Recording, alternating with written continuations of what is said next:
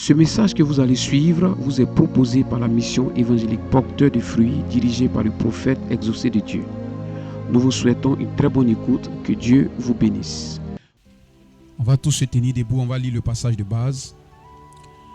Puis il dit à tous, si quelqu'un veut venir après moi, on répète, puis il dit à tous, si quelqu'un veut venir après moi, qu'il renonce à lui-même, qu'il se charge chaque jour de sa croix et qu'il me suive. Ensuite, Jésus dit à tous, si quelqu'un veut venir avec moi, il ne doit plus penser à lui-même. Chaque jour, il doit porter sa croix et me suivre. Parole du Seigneur, asseyez-vous. Le dimanche passé, nous avions vu que nous devons renoncer à nous-mêmes. Si nous devons suivre Jésus-Christ, la première des choses, nous devons apprendre à faire quoi? À renoncer à nous-mêmes. Et quand on a parlé du renoncement, on a dit quoi? C'est le fait de laisser Christ manifester sa volonté en nous. Et nous avons vu Galates chapitre 2 verset 20 qui a dit que ce n'est plus moi qui vis, mais c'est Christ qui vit en moi. Donc si Christ vit en moi, c'est lui qui a le contrôle total de ma vie. Et donc s'il a le contrôle total de ma vie, ça veut dire que tout ce que je dois faire, je dois me soumettre à lui. C'est lui qui doit conduire ma vie. C'est lui qui doit orienter ma vie. Alléluia. Renoncer à soi, c'est s'abandonner entre les mains du Seigneur. S'il nous dit de ne pas aller à droite, on obéit à ce qu'il a dit. Alléluia. Bien-aimés, c'est une partie qui est très importante de la vie chrétienne. Abandonnons-nous entre les mains du Seigneur. Apprenons à nous renoncer. Parce que c'est lui maintenant qui doit conduire notre vie. C'est lui maintenant qui doit conduire notre destinée. Alléluia. Oh, qui est d'accord? Qui est d'accord? Qui peut accepter ça? Alors si tu l'acceptes, il faudrait que la chose soit palpable maintenant dans ta vie.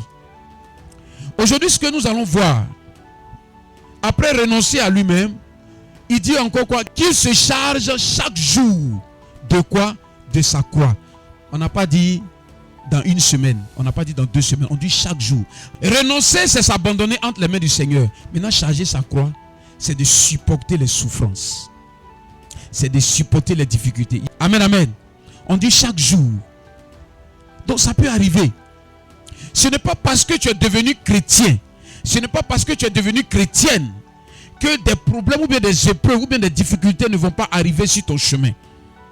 Celui qui t'a dit que parce que tu es devenu chrétien ou bien tu es devenu chrétienne, que tu ne vas pas subir des moments difficiles, tu ne vas pas passer par des moments difficiles, cette personne t'a blagué.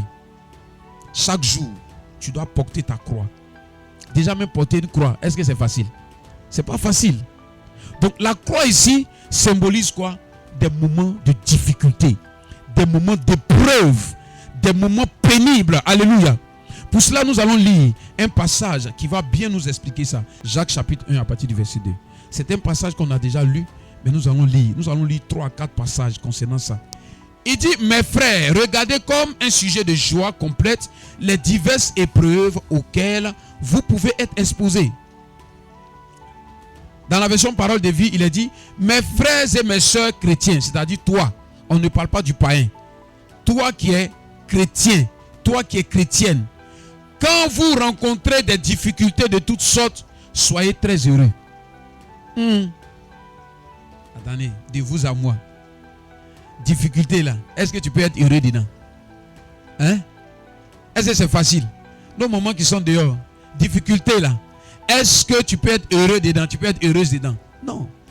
C'est pas facile. Parce que nous tous, quand on est venu à Christ là, on veut que Dieu intervienne dans notre vie. On veut sortir de notre problème. On veut avoir nos visas pour voyager. On veut avoir notre mari. On veut aussi être béni. Alléluia. Est-ce que c'est mauvais? C'est pas mauvais. On veut aussi avoir un bon travail pour avoir beaucoup d'argent. Est-ce que c'est mauvais? C'est pas mauvais. Mais la Bible nous dit, toi qui es chrétien, tu vas subir, tu vas passer par moments par des difficultés. Ça ne va pas te rater. Dis à ton voisin, ça ne va pas te rater. Ça ne va pas me rater aussi. Et malheureusement, c'est là que beaucoup d'enfants de Dieu abandonnent. C'est là que beaucoup d'enfants de Dieu disent non, moi, votre affaire là, je ne peux pas supporter. Moi, je vais abandonner. Alléluia. Je tiens à te dire ce matin, ça fait partie de la vie chrétienne. Tu ne peux pas suivre Jésus sans passer par des moments difficiles. Tu ne peux pas suivre Jésus sans que les gens ne te blessent un peu, sans que les gens ne se moquent de toi, sans que les gens ne t'abandonnent. Pourtant, hier, tu as bien pris soin d'eux. Mais aujourd'hui, ces personnes sont en train de t'abandonner. Oui, ça va arriver. Ça va arriver. Ça ne va pas te rater. Regardez, nous allons lire encore d'autres passages. Dans 1 Pierre, chapitre 4, verset 13. 1 Pierre, chapitre 4, verset 13. Ça, c'est Jacques, chapitre 1, verset 2. Il dit, quand on souffre, on doit être heureux dedans. On doit être content. Bien sûr, si cette souffrance-là est de la volonté de Dieu. 1 Pierre, chapitre 4, verset 13. Il dit, réjouissez-vous, au contraire, de la part que vous avez aux souffrances de Christ, afin que vous soyez aussi dans la joie et dans l'allégresse lorsque sa gloire apparaîtra. Dans la version Parole de vie, il est dit, si vraiment vous participez aux souffrances du Christ, soyez joyeux. Dans Jacques chapitre 1, verset 2, on a parlé de difficultés. Ici encore, on dit quoi? Participez aux souffrances de Christ. Soyez joyeux encore. Soyez heureux encore. Ça doit nous interpeller. Il n'y a aucune vie chrétienne qui prétend dire qu'elle est vie chrétienne sans qu'elle ne passe par des moments difficiles. Les gens vont te persécuter. Parce que tu es chrétien, les gens vont te persécuter. Souvent, tu peux être seul dans la famille. Tu deviens chrétien. Tu acceptes de marcher avec Jésus. Mais les gens ne vont pas te louper. Les gens vont te persécuter. Souvent, ça peut être au niveau du travail. Souvent, les gens peuvent se moquer de toi parce que tu es devenu chrétien. Alléluia. Bien-aimé, tu peux être chrétien puis perdre ton travail. Souvent, quand ça arrive comme ça, on dit non, ça c'est un démon qui est passé. Non. Tout ça là, c'est sous le regard de Dieu. Et quand tu viens à la maison, tu commences à pleurer. Donc, dans ta marche chrétienne, tu seras humilié. Dans ta marche chrétienne, tu seras rabaissé. Dans ta marche chrétienne, les gens vont se moquer de toi. Dans ta marche chrétienne, il y a des choses que tu vas perdre. Dans ta marche chrétienne, il y a des amis que tu vas perdre. Alléluia. Mais tu dois tenir bon. Ça fait partie de la vie chrétienne. Amen, amen. Il y a des choses que Dieu va prendre le temps de pouvoir déconstruire dans ta vie. Si tu prétends dire que tu aimes Dieu, où sont les preuves de ton amour? Ce n'est pas seulement quand tout ira bien. Même quand tout ira mal, tu dois démontrer ton amour. Le chéri même que tu as là, il te maltraite. Mais tu es calé, tu es là. La petite gosse que tu as là, elle te maltraite. Mais tu es calé, tu es là. Pourquoi? À cause de l'amour. Mais quand il s'agit de pour Dieu, là, on dit non. Ah, toi Dieu, c'est toi le grand Dieu, c'est toi le bon Dieu. Et puis tu me laisses souffrir comme ça. Oui, ça va arriver. Ça va arriver. Regardez la vie de Joseph. Joseph avait sur lui l'esprit de Dieu. Mais on ne l'a pas chassé chez Potiphar. On l'a chassé. Il s'est retrouvé encore en prison.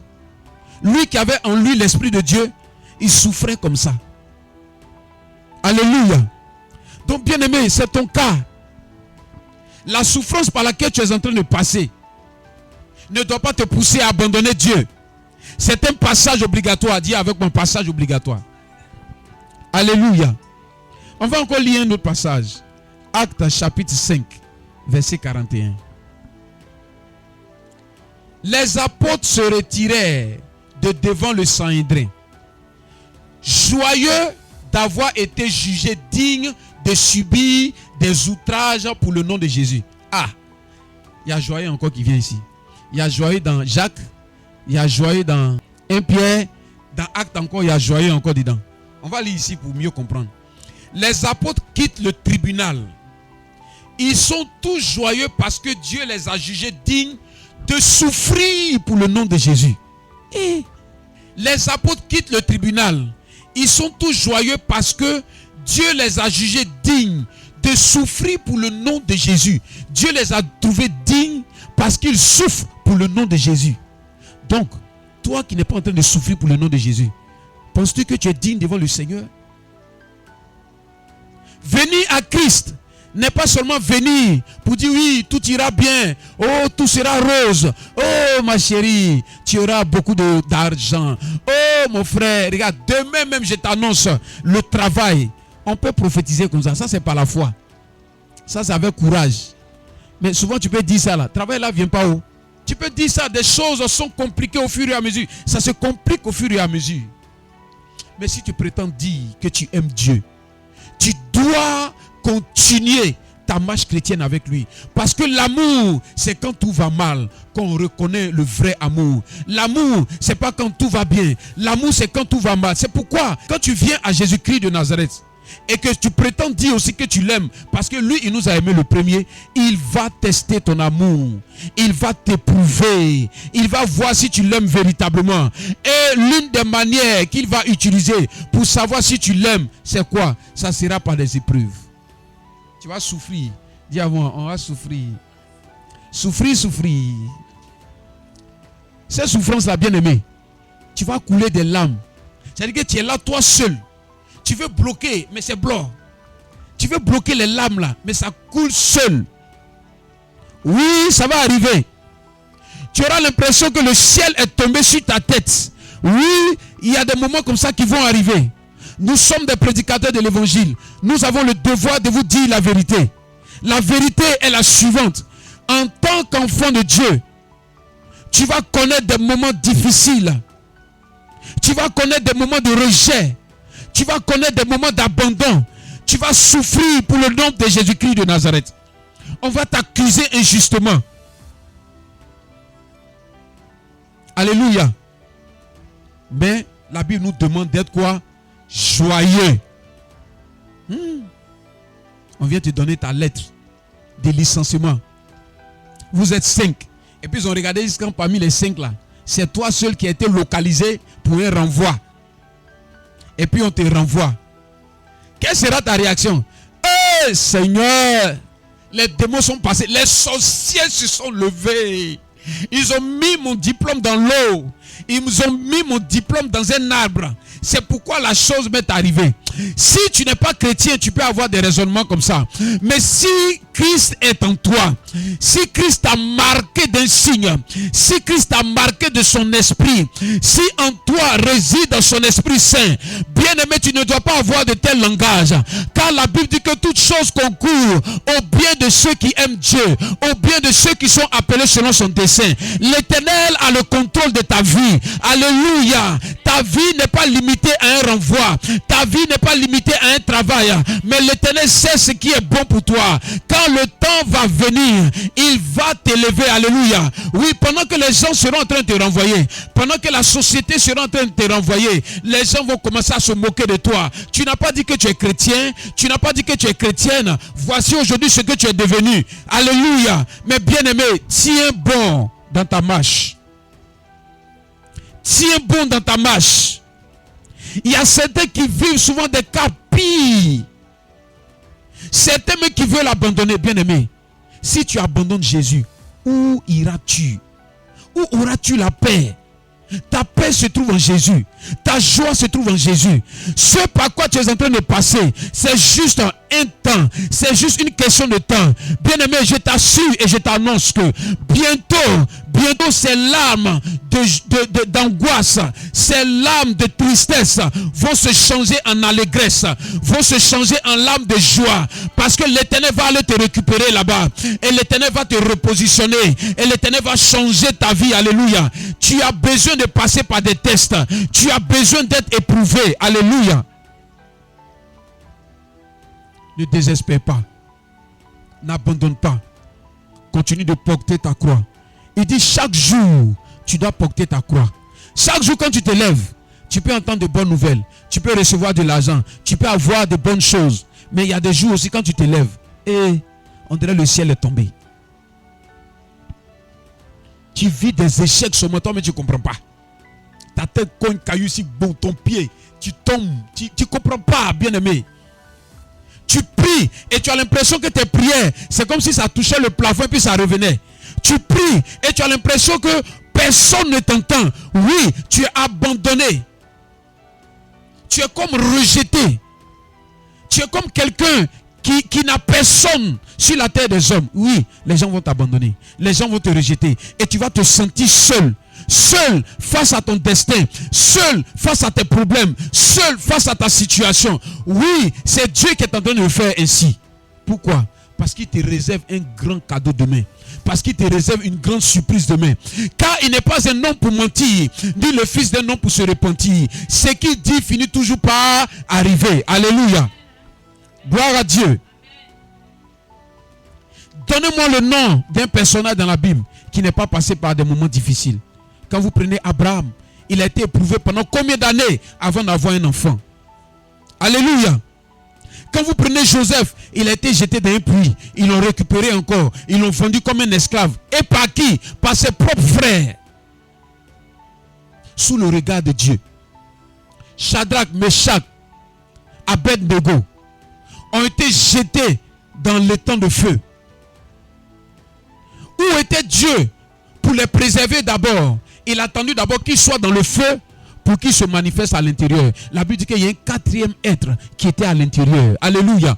C'est dans le feu que le quatrième être s'est manifesté. C'est dans le feu que le quatrième être s'est révélé. Alléluia. Pendant que tu seras en train de vivre ces moments difficiles, pendant que tu seras en train de vivre ces rejets, pendant que tu seras en train de vivre ces moments compliqués, Dieu va se révéler à toi. Dieu va se montrer à toi. C'est là que tu verras sa main agir dans ta vie. Bien aimé, ça ne viendra pas d'un homme, mais ça viendra de la volonté de Dieu dans ta vie. C'est là que tu sauras, oui, il y a des hommes pour abandonner, mais il y a des hommes aussi pour bénir. Il y a des hommes aussi pour élever. Il y a des hommes aussi pour transformer. Alléluia.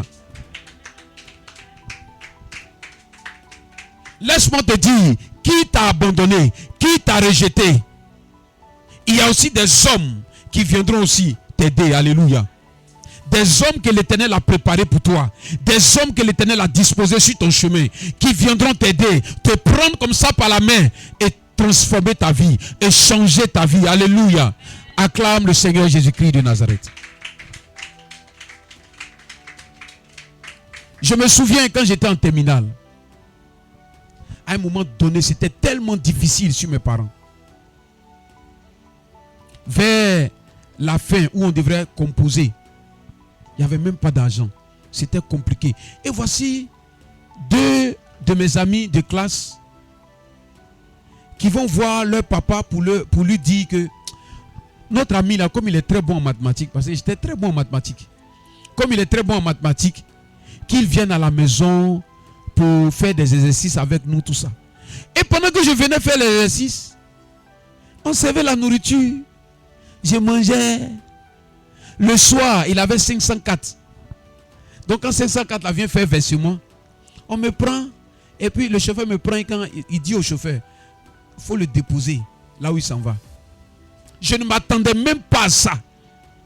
Moi, mais je me pose la question, je dis, mais qui allait dire à cette famille-là que moi j'ai des problèmes? Qui allait dire à cette famille-là que je passe par des moments difficiles? Bien aimé, souvent quand tu es dans des situations, tu as l'impression que Dieu t'a abandonné. Dieu ne t'a pas abandonné.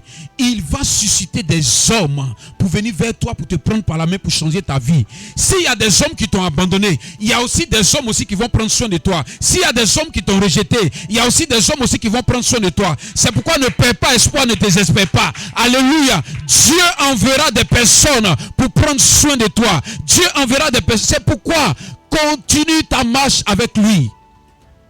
Ne désespère pas. Si aujourd'hui tu n'as pas à manger, si aujourd'hui c'est compliqué sur toi, persévère dans ta marche. Un jour, l'Éternel se révélera à toi. Un jour, l'Éternel entendra tes cris. Un jour, l'Éternel verra tes larmes qui sont en train de verser. Comme il s'est souvenu de l'enfant d'Agar. Pendant qu'ils étaient dans le désert, il n'y avait plus d'eau. L'enfant criait, l'enfant pleurait. Agar aussi pleurait. Et il y a une voix qui se fit entendre. Agar, lève-toi. Voici un puits qui est là-bas. Agar est allé chercher de l'eau pour l'enfant. Dans un désert, où est-ce que le puits peut apparaître? Où est-ce que le puits peut naître? Dieu va arroser ton désert. Dieu va arroser ton désert. Je ne sais pas si je parle à quelqu'un. Dieu va arroser ton désert. C'est pourquoi pendant que tu es en train de passer par ces épreuves-là, ne cherche pas des raccourcis. Soumets-toi toujours à Dieu. Soumets-toi toujours à sa parole. Et tu verras sa gloire. Alléluia. C'est pourquoi il nous dit d'être quoi? D'être joyeux. C'est vrai, tu peux pleurer dans ta maison parce que chacun a sa dose. Il y a des situations, ça fait mal. Amen. Donc par moment, la chair, elle peut pleurer. Mais quand tu sors de là, il ne faudrait pas que le païen te voie en train de pleurer. Manifeste la joie. Mais c'est là que tu as fait ton visage comme ça va pas où? Quand on regarde, on sait que ça va pas. Bien aimé, nous ne devons pas vivre comme ça. Tu dois manifester la joie. Bien aimé, je veux voir la joie sur ton visage. Commence à sourire. Monte tes dents. Souris un peu. Souris un peu. Alléluia. Souris un peu. Amen, amen.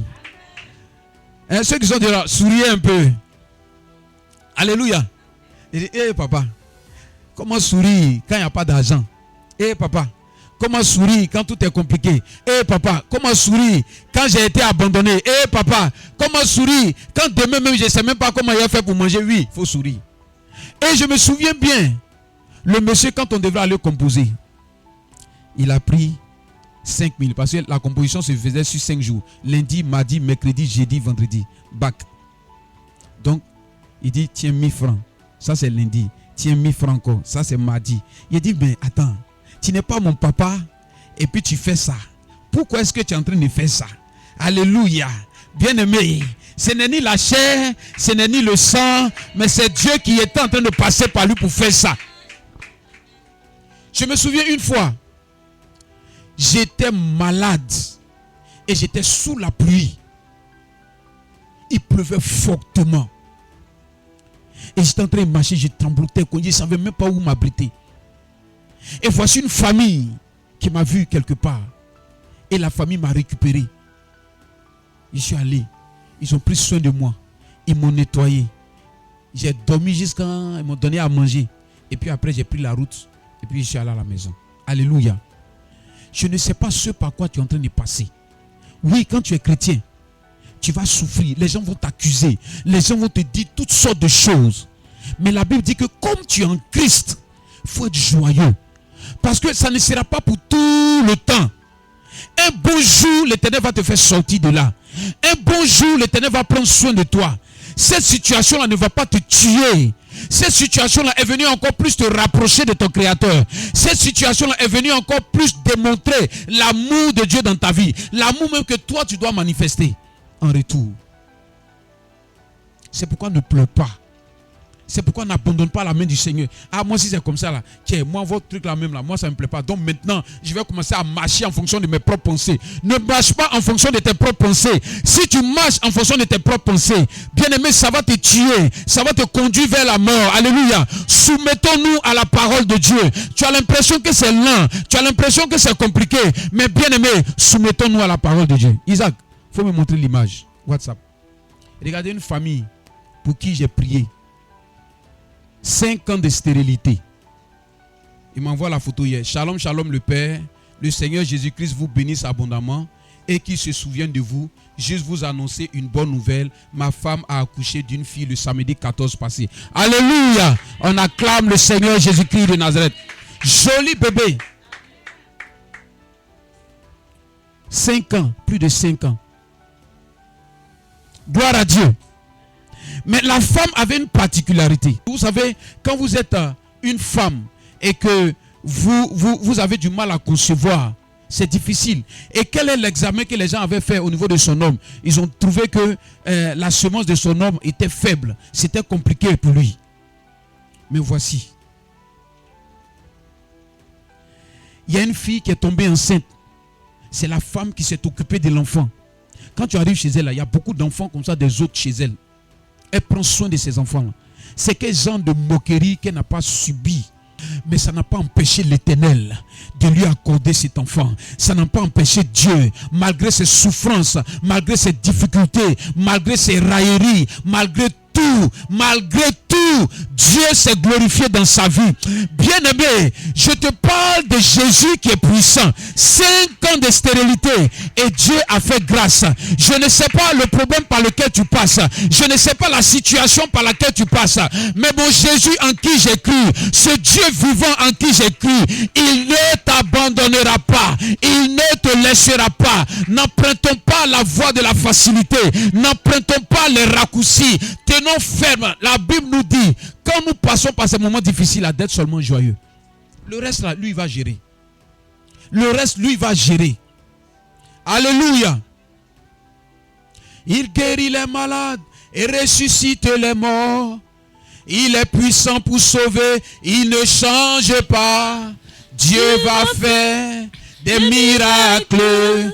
Des miracles. Dieu va faire encore. Alléluia. Ils ont souffert. Mais voici ce que Dieu a fait. Je ne sais pas ce par quoi tu passes. Ce n'est pas seulement le signe d'un démon. Ce n'est pas seulement le signe que Dieu t'a abandonné. Ce n'est pas seulement le signe que Dieu t'a oublié. Alléluia. Le temps aussi arrive pour toi. Oh, tu n'as pas dit bien amen. Le temps aussi arrive pour toi. Dis amen bien. J'ai dit tu seras là comme ça. Puis tu as dit, allô papa, je sens qu'il y a un palu bizarre. Quel palu? Papa, palu. Et puis en même temps, je suis en train de cracher. Je ne comprends pas. Alléluia. Je ne comprends pas. Alléluia.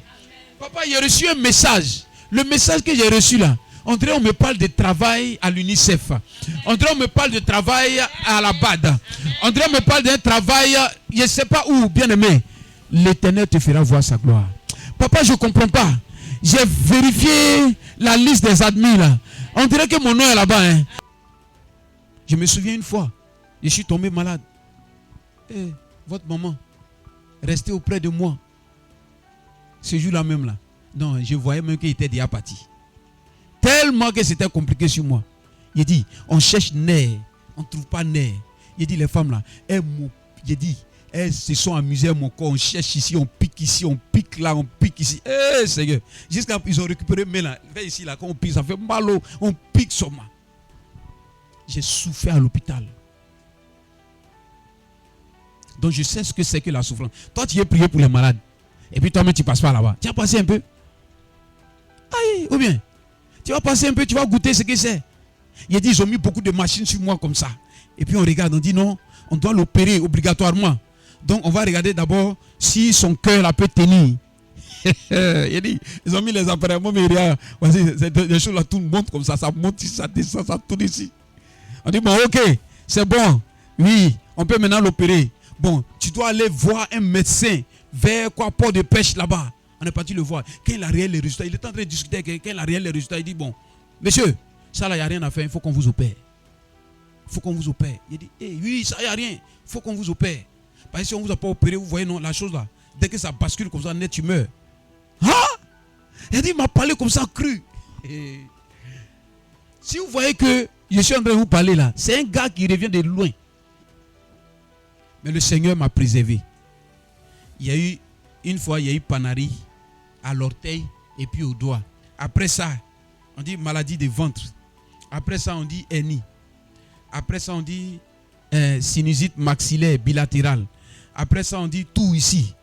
Il n'y a pas une partie de mon corps qui n'a pas été visitée par la maladie. Donc, où je suis arrêté comme ça là. C'est un mort vivant même qui est là. Alléluia. Si tu es un pasteur que tu n'as pas vécu ces genres de choses là, tu ne peux pas être un bon pasteur. C'est pourquoi quand vous voyez les pasteurs là, dites-lui, pasteur, toi-même là, tu es passé par quoi? Cherchez à connaître son histoire. Mais un pasteur qui vient, qui n'a rien connu, il est bien choqué comme ça là. Non, frère. C'est faux. Vous voyez, si la Bible dit que nous devons être joyeux dans les moments difficiles, donc le pasteur qui enseigne là, il doit aussi parler de ces moments difficiles. Alléluia. Il doit aussi parler de ça. Gloire à Dieu. Donc la première des choses, nous devons prendre part aux souffrances de Christ. Christ a souffert, alors nous aussi, si nous sommes ses enfants, nous devons aussi porter notre croix chaque jour. Et la croix, c'est des moments d'épreuve, c'est des moments difficiles, c'est des moments compliqués par lesquels nous allons passer. Alléluia. La deuxième chose que nous allons voir rapidement, c'est de résister au péché. De résister au péché. Pour cela, nous allons lire Genèse chapitre 4, verset 7. Genèse 4, verset 7. Certainement, si tu agis bien, tu relèveras ton visage. Et si tu agis mal, le péché se couche à la porte et ses désirs se portent vers toi. Mais toi, domine sur lui. Toi, domine sur lui. Donc, bien aimé, porter sa croix, c'est être aussi capable de pouvoir dominer sur le péché. Ici, c'est Dieu qui s'adressait à qui? À Caïn. Caïn était prêt à tuer son frère. Et qu'est-ce que Dieu lui a dit?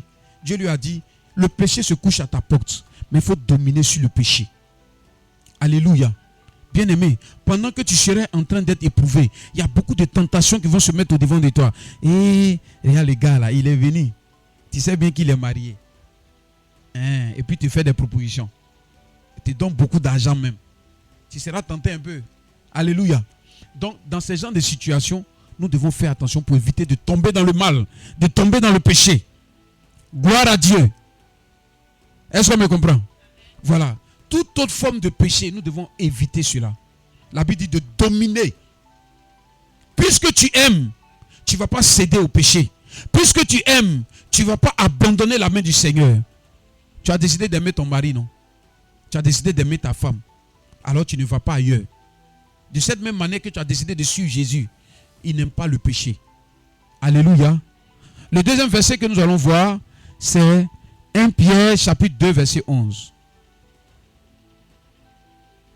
1 Pierre 2 verset 11. Bien-aimés, je vous exhorte comme étrangers et voyageurs sur la terre à vous abstenir des convoitises charnelles qui font la guerre à l'âme. Il dit ici, amis très chers, vous êtes des gens de passage et des étrangers sur cette terre. C'est pourquoi je vous le demande, ne suivez pas les désirs mauvais qui luttent contre vous. Ne suivez pas les désirs mauvais qui luttent contre vous. Les désirs mauvais qui luttent contre vous. Ne suivez pas ça. Parce que vous avez décidé de porter votre croix et de suivre Dieu. Donc il y a des choses qu'on ne fait plus. On ne doit plus retrouver ça en toi. Alléluia. On va prendre encore Romains chapitre 6 verset 12. Il dit que le péché ne règne donc point dans votre corps mortel. Et n'obéissez pas à ses convoitises. Et il dit donc le péché ne doit plus avoir de pouvoir sur votre corps qui mourra un jour. Et vous ne devez plus obéir aux désirs mauvais de votre corps. Alléluia. J'aime la version parole de vie, ça explique tellement bien. Donc le péché ne doit plus avoir de pouvoir sur votre corps. Le corps là. Le péché ne doit plus avoir le pouvoir sur votre corps qui mourra un jour. Et vous ne devez plus obéir aux désirs mauvais de votre corps. Vous ne devez plus obéir à ça. Et je vais aller comme ça. Je vais faire ça. Je vais faire ceci. Je vais faire... Non, calme-toi. Alléluia. Je ne vais plus céder à ça. Gloire à Dieu. C'est comme ça qu'on suit Jésus. C'est comme ça qu'on le suit. Amen, amen. On va prendre encore 1 Corinthiens 6, verset 18. Fuyez l'impudicité. Quelque autre péché qu'un homme commette, ce péché est hors du corps. Mais celui qui se livre à l'impudicité pêche contre son propre corps. Ici, il est dit, évitez à tout prix de faire n'importe quoi avec votre corps. Évitez à tout prix de faire n'importe quoi avec votre corps. Tous les autres péchés que les gens peuvent commettre sont à l'extérieur du corps. Mais si quelqu'un fait n'importe quoi avec son corps, il fait quelque chose de mal contre son corps. Alléluia. Est-ce que c'est moi qui ai parlé? C'est la parole de Dieu qui a dit. Et du moins, c'est la parole de Dieu qui a dit. Demandons à Dieu qui nous aide à nous soumettre à cette parole-là. Oh, tu vas prier avec moi. Pose la main sur le cœur. Dis avec moi, Seigneur Jésus, aide-moi ce matin à marcher comme tu veux. Seigneur, je te prie que mon corps se soumette à toi. Que mon corps se soumette à ta parole dans le nom de Jésus. Saint-Esprit, aide-moi à pratiquer ta parole. Aide-moi à vivre comme tu veux au nom de Jésus. Amen. Ici, il est dit, c'est pourquoi fuyez l'inconduite sexuelle. Tous les autres péchés qu'un homme peut commettre n'impliquent pas son corps. Mais celui qui se livre à l'inconduite sexuelle pêche contre son propre corps. Alléluia. Aujourd'hui, là, est-ce qu'on ne voit pas ces gens de choses-là dans l'église? où on s'amuse avec ça. La Bible dit de fuir ça. La Bible dit de sortir. Donc si je suis pasteur, c'est mon devoir de vous dire cette vérité. Ne jouons pas avec le sexe.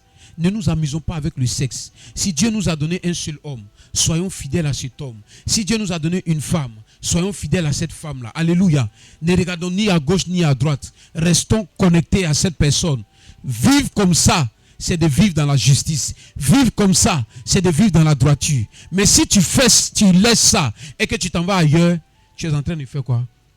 Vivre une inconduite sexuelle. Alléluia. Que Dieu nous aide. Que Dieu nous bénisse. Au nom de Jésus-Christ. Porter sa croix, en dernière position, c'est être aussi au service des autres, malgré les difficultés. Bien-aimé, par moment, toi-même, tu es en difficulté. Mais tu dois t'oublier pour les autres. Alléluia. Tu ne vois pas qu'on te sollicite beaucoup. Toi-même, tu n'as rien. Et puis c'est toi, on te sollicite seulement. Si tu veux, il faut te fâcher. Tu as dit, bon, si c'est comme ça, il a fui et même me reposer un peu au Maroc. Tu vas arriver au Maroc où tu ne connais personne là. C'est là les gens vont venir s'entasser même devant ta porte. Hé, tonton, donne-moi. Tante, donne-moi. Tu dis, mais hé, j'ai fui ça là-bas. Et puis je suis venu ici. Pourquoi ça m'a retrouvé encore ici? Alléluia. Parce que c'est quelque chose que Dieu a décidé que toi tu fasses. Tu ne peux pas échapper à ça. Tu seras obligé de passer par là. Amen, amen. Si tu veux, il faut fuir. Ça va te rattraper. Toi-même, tu n'as rien. Toi-même, tu es en train de te chercher. Tu comptes même sur les gens pour pouvoir t'aider. Mais malheureusement, c'est toi, on demande, on demande. On demande, on demande. Souvent, même, tu es là même. Même 50 francs, tu n'en en paies pas. Parce que ça peut arriver, hein, tu es fauché même. Et puis, tu vois, ton téléphone sonne. Tu crois que c'est pour t'annoncer une bonne nouvelle. Eh, ma copine. Vraiment, actuellement là, je passe par un moment. Tu n'as pas 5 000 francs là-bas. Les gens même, ils me voient même en comment même. Oui, on te voit en l'argent. Dis avec moi, on me voit en l'argent. On te voit en l'argent. On te voit en café, cacao, on te voit en banque. Alléluia. Oui, c'est comme ça. Parce que l'Éternel t'a donné une grâce de pouvoir aider les gens. Toi, tu vas croire que peut-être c'est un amusement. Mais c'est une grâce que Dieu t'a donnée. Mais nous qui sommes tous chrétiens, nous sommes aussi appelés aussi à donner. Mais à certains là, eux-mêmes là, ils dorment, c'est ça. Ils se réveillent, c'est ça. Ils veulent se cacher, ça les poursuit. Alléluia. Gloire à Dieu. Mais regardez, quand tu es une personne que tu fais ça, tu es en train aussi de porter ta croix. Parce que c'est difficile de rendre service à quelqu'un quand toi-même tu es en train de souffrir. C'est difficile de rendre service à quelqu'un quand toi-même tu passes par des moments difficiles. Est-ce que c'est facile? Tu es capable de laisser ton dernier riz là pour donner à quelqu'un. Pendant que tu seras en train de rendre service, malgré tes moments difficiles, c'est aussi porter sa croix. Et pendant que tu es en train de le faire, le Seigneur ne t'abandonnera pas. Dieu te bénira. Alléluia. Nous allons lire ce dernier passage là pour comprendre ce que je suis en train de dire. 1 Pierre chapitre 4, verset 9. Exercez l'hospitalité les uns envers les autres sans murmure. Verset 10.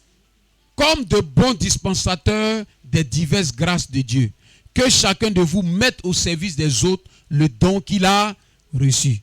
C'est pas ça? Que chacun de vous mette au service des autres le don qu'il a reçu. Donc le don que tu as reçu, tu dois mettre ça au service de qui? Au service des autres. Donc toi, il t'a donné le don de donner. Qu'est-ce que tu fais? Malgré la souffrance, malgré les difficultés, malgré tout ce par quoi tu peux passer, rends service, aide les gens. Alléluia. Rends service et aide les gens. Pendant que tu seras en train de faire, c'est aussi porter ta croix. Parce que ce n'est pas facile. Par moment, tu peux te dépouiller. Donc, bien aimé, voici ces 3 points importants dont nous venons de parler. Concernant porter chaque jour sa croix. Tu vas rencontrer chaque jour des gens qui vont te demander de l'aide. Tu seras toujours face à la tentation par rapport à un péché. Tu seras toujours toi-même en train de subir souvent des injustices, subir des souffrances intérieures, passer par des maladies compliquées. La Bible dit que le prophète Élisée, Dieu est passé par lui pour faire tellement de miracles, mais lui-même il est mort de maladie. Alléluia.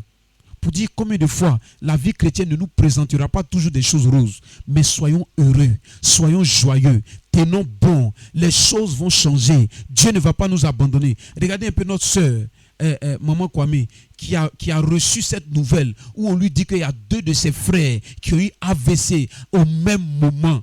Est-ce que c'est facile à supporter? Mais quand tu causes avec elle, tu sens qu'elle tient. Alléluia. Gloire à Dieu. Tu ne peux pas passer par toutes ces épreuves, passer par tous ces moments difficiles et le Seigneur va t'abandonner. Je sais que chacun d'entre vous ici, si chacun veut ouvrir la bouche pour parler, on ne va pas quitter ici. Alléluia. Mais tiens bon, Dieu est fidèle, il ne t'abandonnera pas.